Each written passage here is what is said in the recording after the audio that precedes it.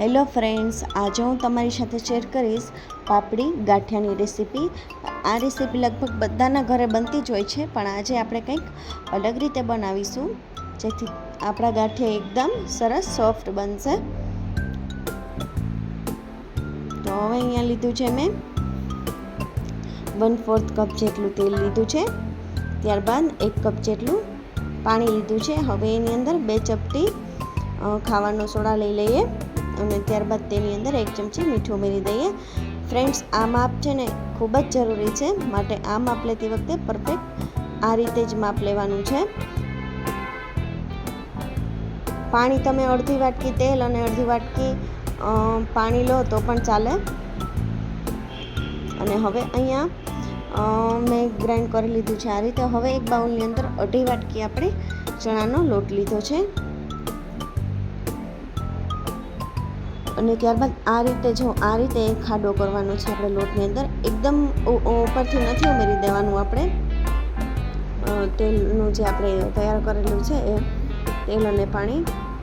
હવે એની અંદર આપણે તેલ પાણી ઉમેરી દઈએ, જે મિક્સ કરેલું આપણે મિક્સિંગ બાઉલમાં કરેલું હતું એ. અને હવે આને આ રીતે ગોળ ગોળ ફેરવતા જઈએ અને લોટ બાંધી લેવાનો છે. જો આ રીતે કરશો તો લોટમાં એક પણ જરા પણ ગાંઠો નહીં રહે ને લોટ એકદમ સરસ આપણો બંધાઈને તૈયાર થશે. જો આ રીતે માત્ર 2 મિનિટમાં આપણો લોટ તૈયાર થઈ જાય છે.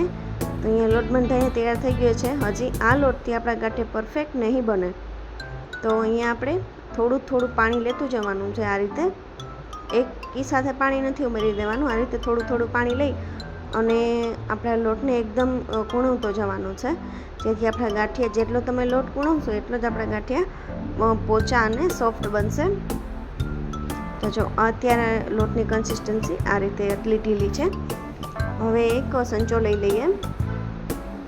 ઘણા હાથેથી કરતા હોય છે, પણ અહીંયા હું સંચેથી જ કરવાની છું. તો હવે એની અંદર આપણે તૈયાર કરેલો ચણાનો લોટ ઉમેરી દઈએ.